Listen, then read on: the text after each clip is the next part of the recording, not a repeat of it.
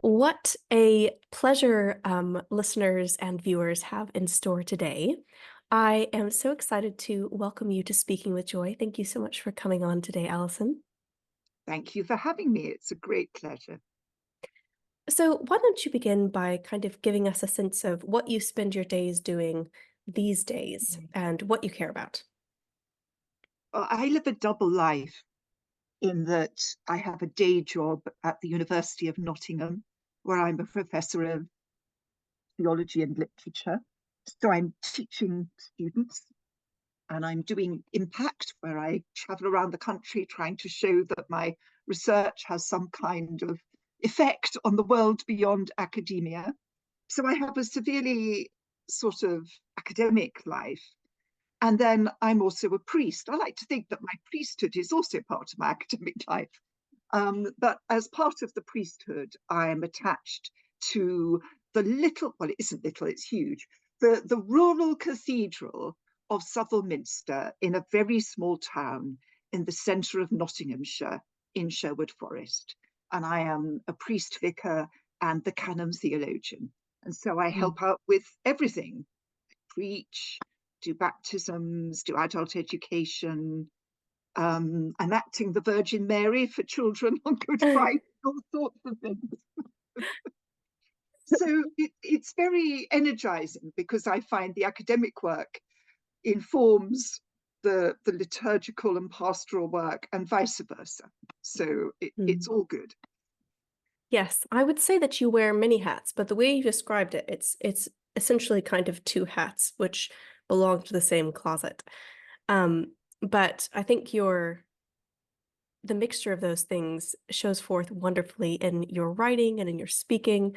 I've had a lot of fun this year. I did a class on enchantment and I got to teach some of your writing, which was so fun. And I will say of all the pieces that they read, because there's lots of stuff on enchantment that's quite dry. Like if you're reading Faber, it's very, very, very dry.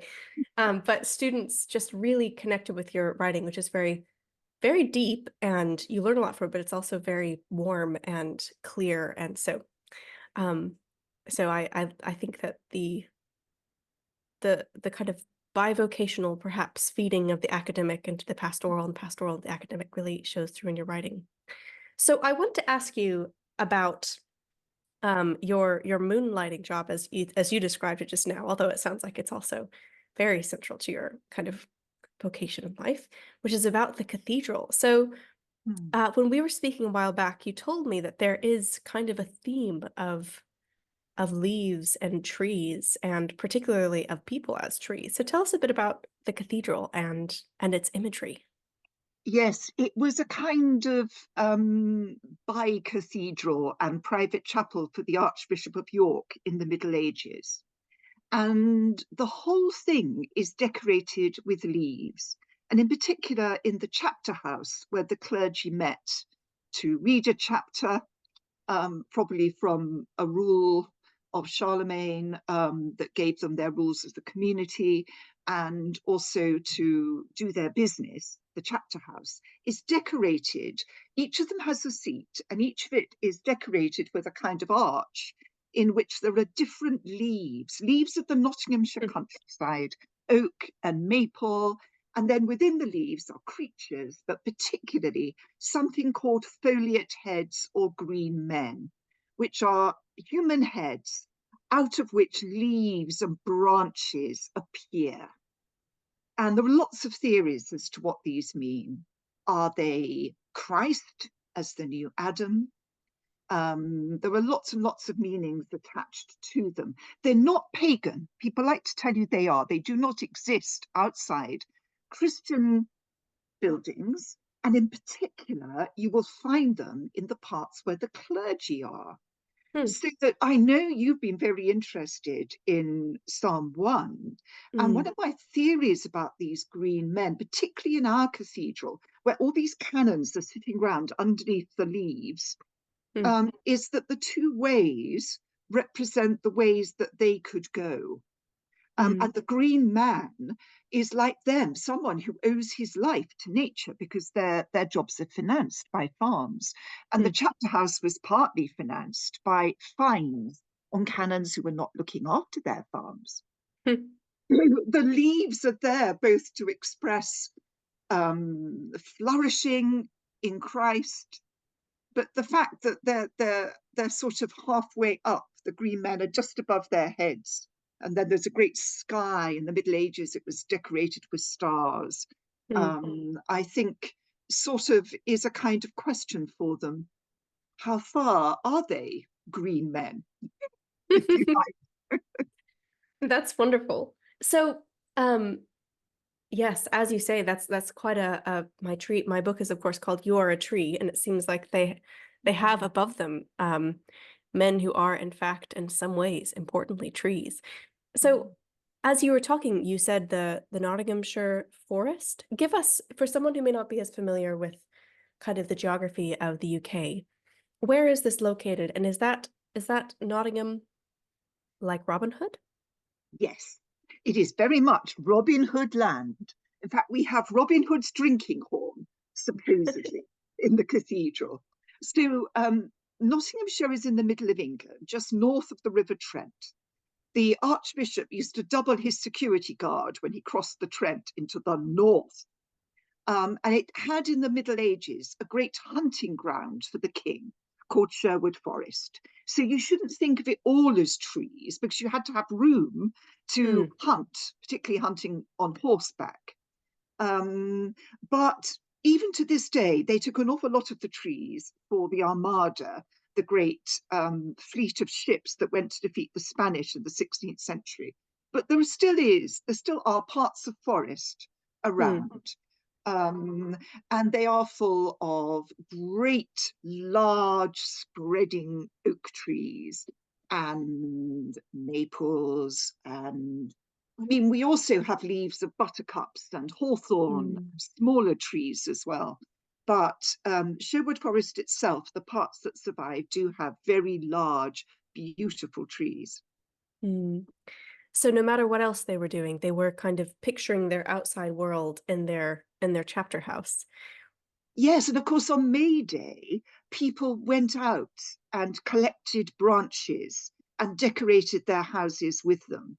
And in the church I was a curate in, they actually have something where they call Cowslip Sunday, because people would walk out from Nottingham into the countryside and pick cowslips and other flowers. And the women and children went into church and had a service, and the men went to the pub. But there still is this sense of May Day, and the way our leaves are placed, they're almost placed as if somebody was literally decorating the chapter house. You know, they're not just growing naturally, they're also, some of them are like specimens that somebody's brought in to look at. It's quite That's so wonderful. interesting. I think it's also a reflection of how much more in previous times, and sometimes now, but people would kind of naturally populate their Christian imagination with the nature around them. And in some ways, I think we've become much more separate from the literal worlds that we lived in. I remember feeling suddenly like I actually knew St. Andrews, that I belonged to it somehow, when I could name all of them, most of the birds that I saw and most of the trees that I saw. But I realized that it took me living there for 6 years and having a lockdown before I actually felt like I knew it. And the more that I noticed it, I realized it was everywhere. But do you think that's true? Do you think there's a little bit of a sense of separation from creation? And does that kind of make our understanding of our faith sometimes a little bit less verdant or colorful or meaningful? Does that make sense?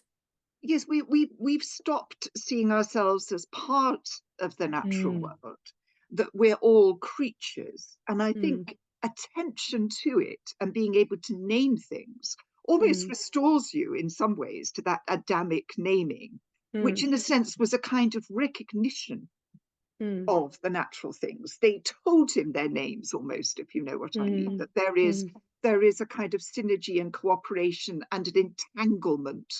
mm, We are entangled, as Merlin Sheldrake writes in his book about fungi. Ours is an mm, entangled life, and we mm, need to get back to understanding we are entangled with nature and part of mm. it. Absolutely. So I wanted to return to something you said about the chapter house. I may see if I can find pictures of it at some point, or prevail upon you to send me a picture if you Mhm. have any, because I'm developing quite a strong mental image of it. But you talked about how your theory is that it's on some way kind of a challenge to the people in the chapter house Mm. about which way they will live. Can you tell us a little bit more about that, and maybe its connection to Psalm 1? Well, Psalm 1, of course, has the idea of being a tree planted by the waterside, bringing forth your fruit in Mm, due season. And the green man is literally bringing forth fruit. You know, they're coming out of his mouth. And of course, we have a lot of vine leaves and mm, other kinds of productive leaves in the chapter house. But it's very vivid, isn't it, Psalm 1? You know, mm, blessed is the man who hath not walked in the way of the ungodly, or whatever it is, or sat in the seat of the scornful.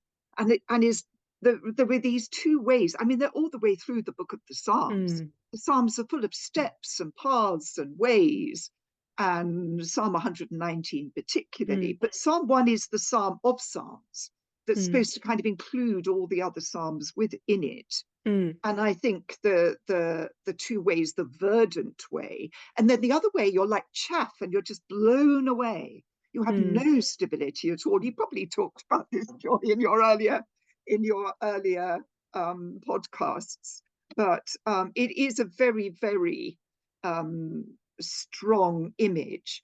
And I mean, they need to be productive. They need to be looking after these farms because they owe their living to them. And mm, the Archbishop was coming along and telling them off. And we have it in the White Book of Southwell, a record of how mm, he instituted fines against them and visited them.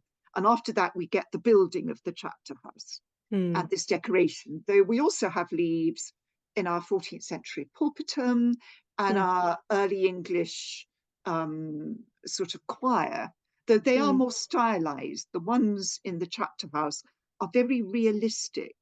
mm, That moment when realism was in fashion, mm, which Pevsner in his book, the great architectural writer Pevsner, wrote a mm, very early book, The Leaves of Southwell, about our leaves, mm, where he saw them as a balance.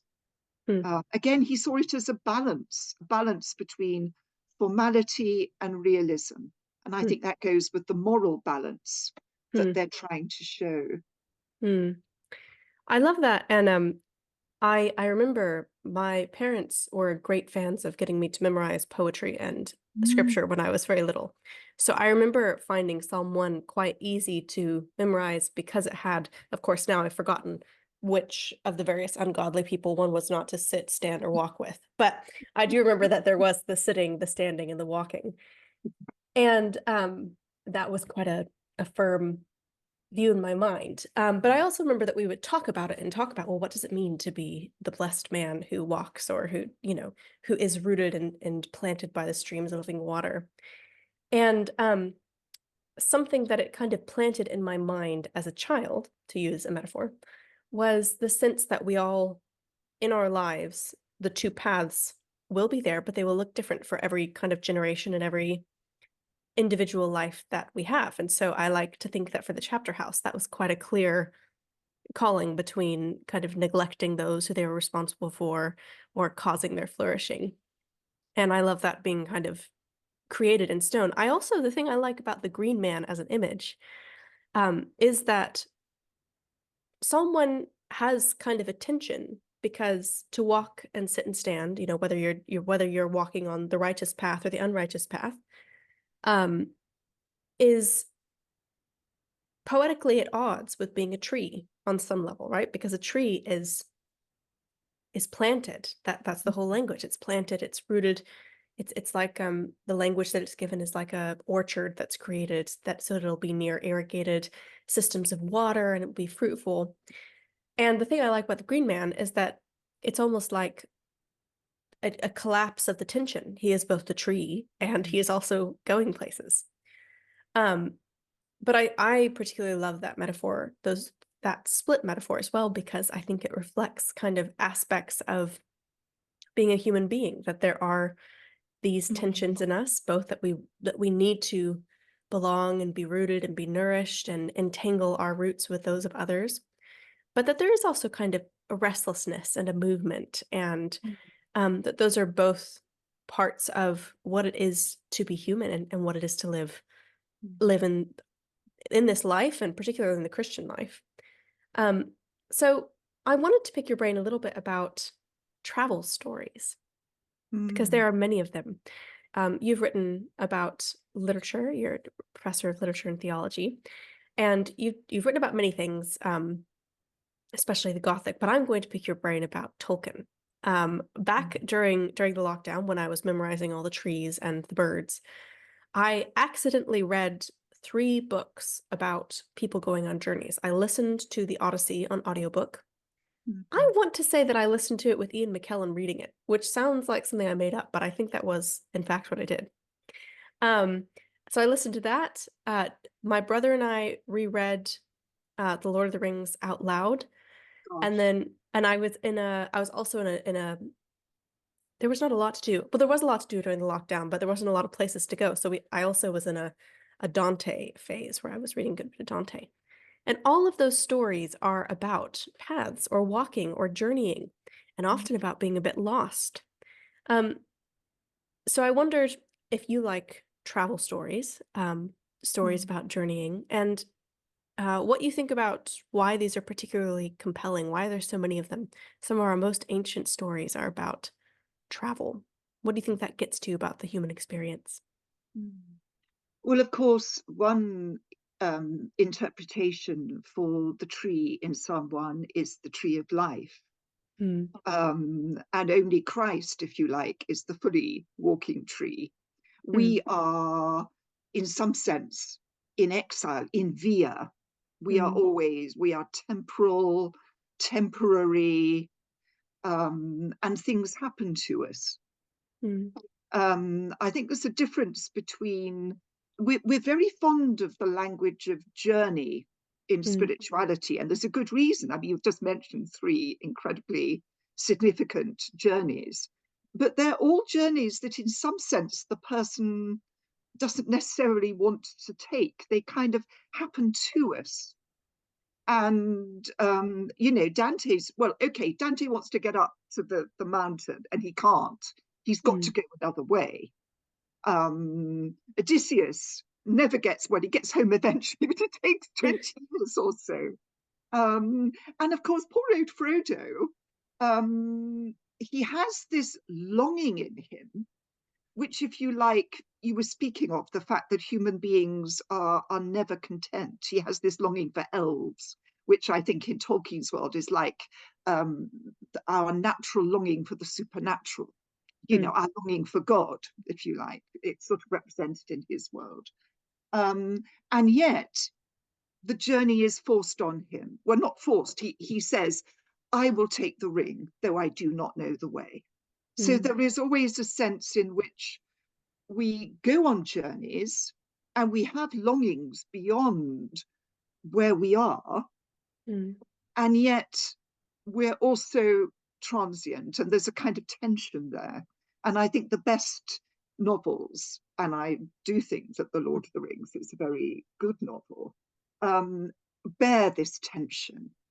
Why we like them? I think we like them because these fictional journeys always have a telos, they always have an aim.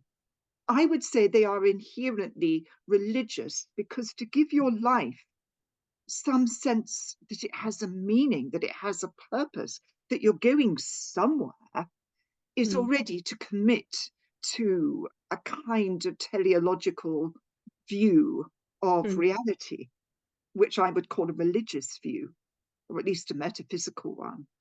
And I mm, think that longing in it, I think it's that longing for something beyond, and that sense of wanting to make meaning. And I think the journey does both those things for us, or to mm. read about other people's journeys. Yes.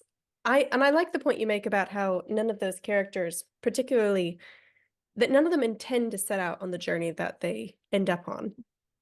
I found um, I talk about this in the book, another poem that I was encouraged to memorized as a child was Robert Frost's Two Roads Diverge in a Yellow Wood, and sorry I could not travel both. And I talk about how that used to generate a great deal of anxiety in me because I would think, well, what if you take the wrong path? And you can't go this way. And so I actually found a good deal of comfort when I started reading Dante, who, begins the story midway in life, not knowing which way to go. And I wonder if there's something about that in journey tales too, that uh, we do have this kind of impulse to think that life has a meaning or a telos. But then a lot of us also kind of feel, I think it's Heidegger who uses the word, we're thrown into things. We're thrown into life, and we kind of come to, like Dante, um, looking here and there and trying to find the right way. So I would love to hear a little bit more when you talk about how these stories have kind of an inherent religiousness or religiosity to them.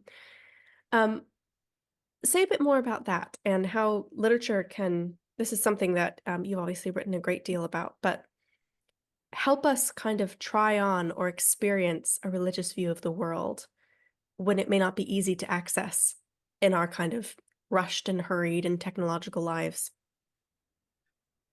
Yes, it's odd that I find that students, even atheist students, take Dante very seriously while they're Hmm. reading it, which you would think they would turn away in disgust from viewing the punishments of Inferno, for example. But in fact they can see that these are signs for them to read, and that to move through the poem they Hmm. have to interpret these signs, and they seem to get a great deal of pleasure from doing so.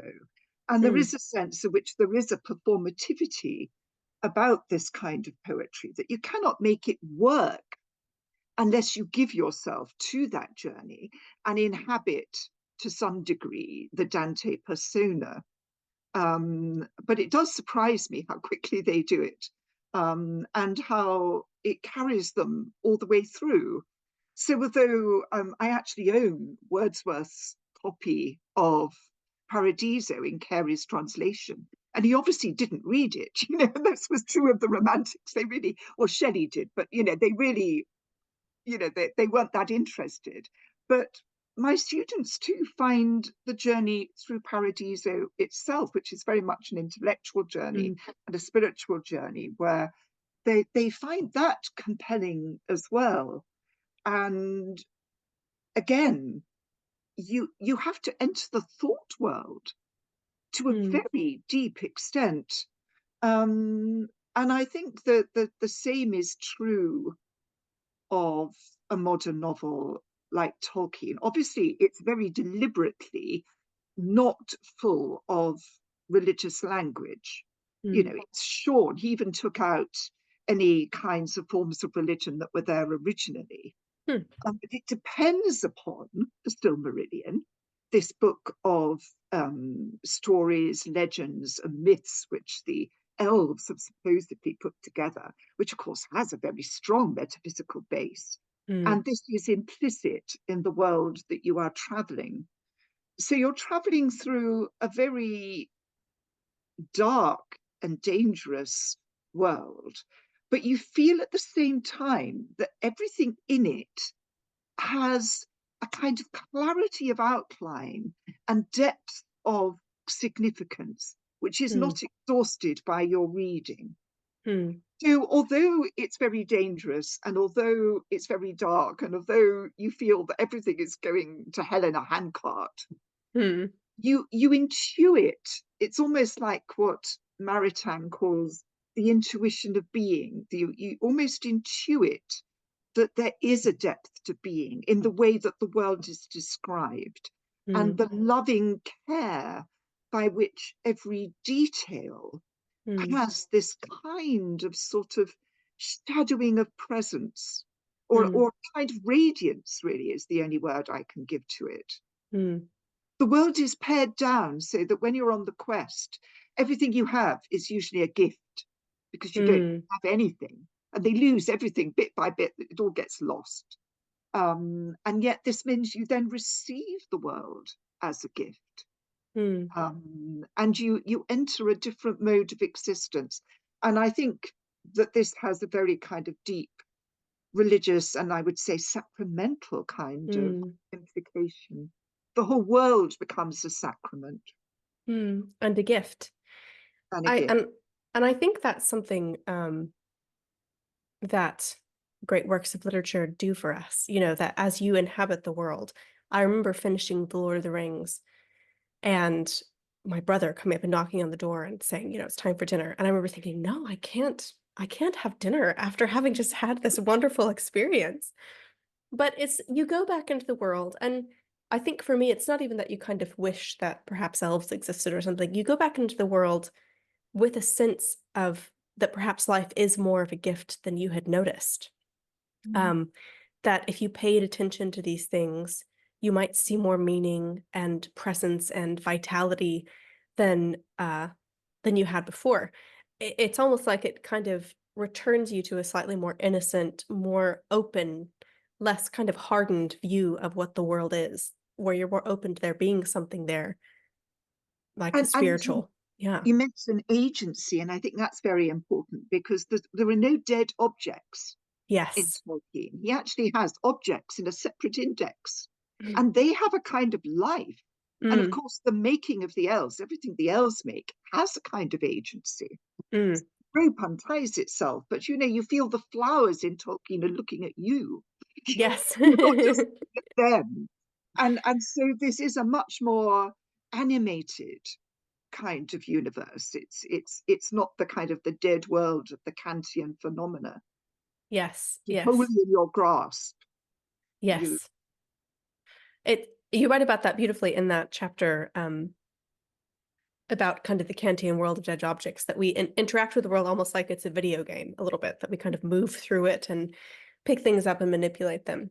It makes me actually think of a different book that I think we both thoroughly enjoyed. That's not, it's, I think actually in a way it is a journey book, but it starts with most of it being the same place, which is Piranesi. And I think it's very much dealing with these thoughts. Of course, the story, for those who haven't read it, is that it takes place in the house, which is this immense house in which waters rush in and out, and it's told through the words of a character that we're introduced to as Piranesi.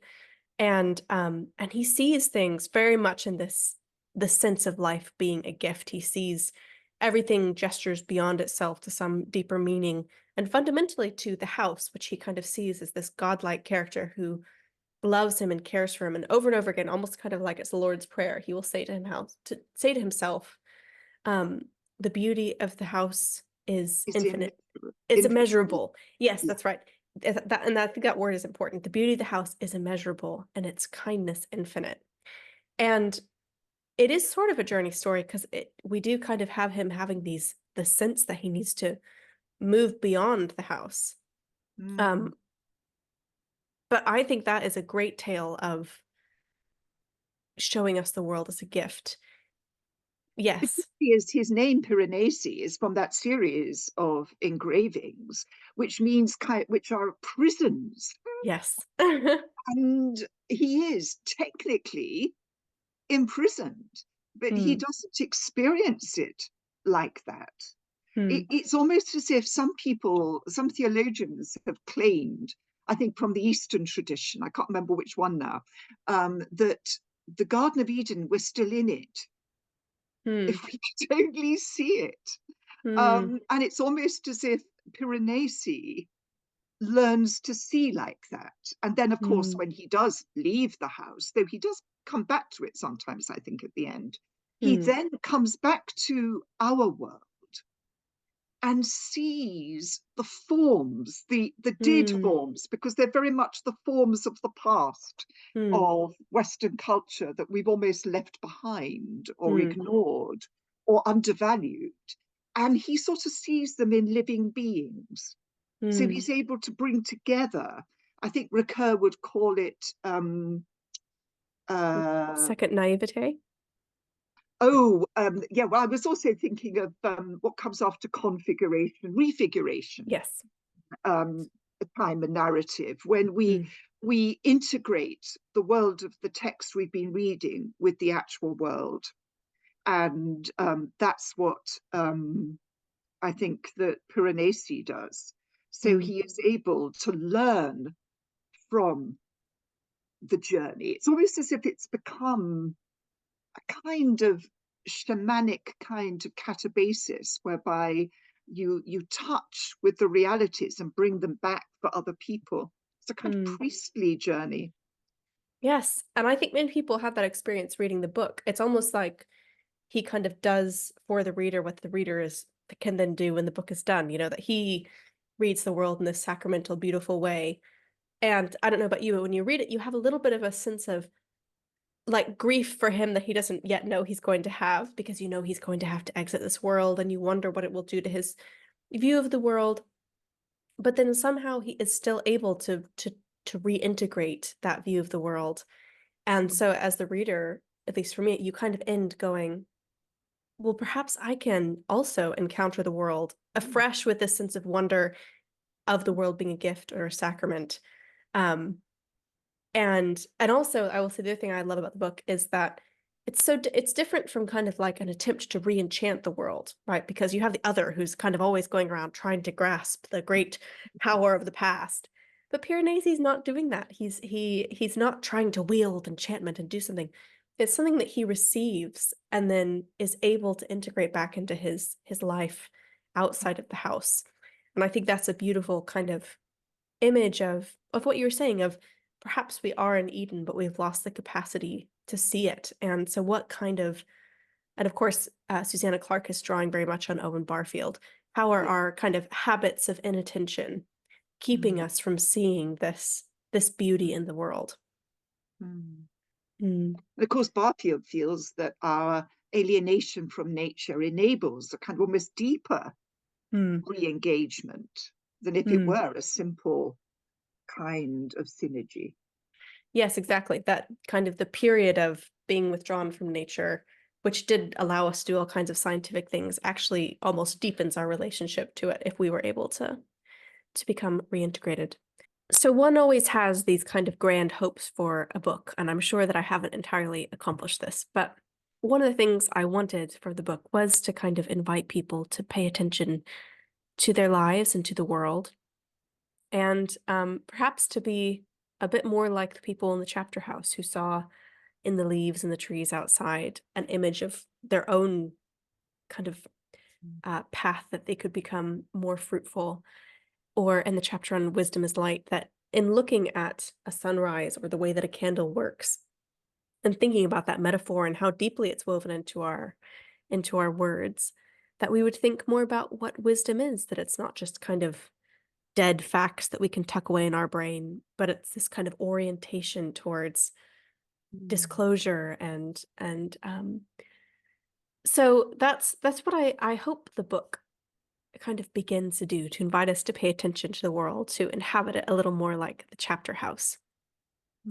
But I thought I would end today. I think we could have many longer conversations about all these things, but by asking you if there are any works of art or literature or music that deepen your sense of the world as a gift. And yeah, that's the question. Well, the one that I use in my essay in the volume Imaginative Apologetics is probably one that means a lot to me. It's by Caspar David Friedrich, and he was a deeply religious artist. And I think all his works encourage us to receive the world as a gift. But the one that I used in the book, that you really have to see it in colour, which of course you can do online, is the cliffs at Rügen, where he went on his honeymoon.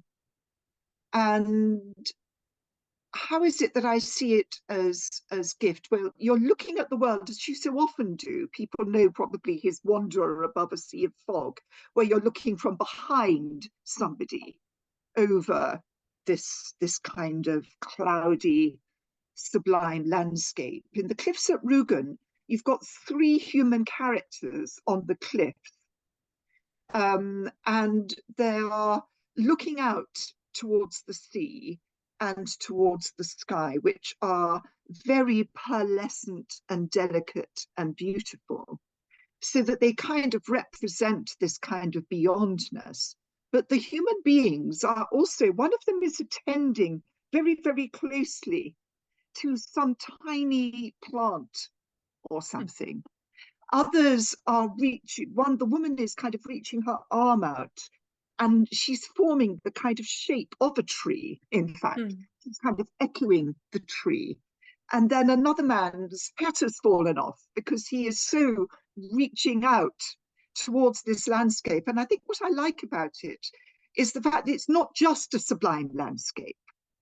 It's human beings and natural forms all participating in what they are reaching out towards. And there is again this sense of interdependence and entanglement. And that's what speaks to me of gift. So it's beyond them. They're almost kind of welcoming the gift of the world that God has given them. It's a very receptive kind of painting, but it kind of bears out my husband's views on the gift, which is that a gift is given in order to be received and responded to, so that there is giving and reciprocity both between the people, between the natural forms, and also in reaching out in form of praise and adoration and just pure attention to the landscape and its creator. I can't quite tell you why I think that it gives you a sense of the creator. Perhaps that's the viewer, but that's really what he wanted people to think, I'm sure. I don't think I've seen that image, but I must go see it now. Do you know where it's physically housed? Have you seen it in person? No, it's somewhere in Germany, but it's very easily available online. I mean, I think I used it to illustrate the ideas of Novalis, as I recall. I can't quite remember. The blue But flower. it works on lots and lots of different levels. And there's always something kind of breaking the sublime, even when it's a tiny little monk on a seashore in Friedrich's work. There's always this human cooperation and mediation. Which is... That is a beautiful place to end, that we would both pay attention to the world and the beauty and sublimity in it, but also see ourselves as participants in it, and our own enjoyment and participation and praise in it as a part of kind of the movement that makes it meaningful. Which is our journey into God. Yes, our journey into God. What an excellent place to end. Thank you so much for joining me today. I will put in links to pictures. I'll probably try to put the picture in because it sounds beautiful. And I hope people will also encounter your work, which is deeply enriching and very much in line with everything that you've said today. So thank you so much for joining me. It's a pleasure, Joy, and I look forward to reading the book.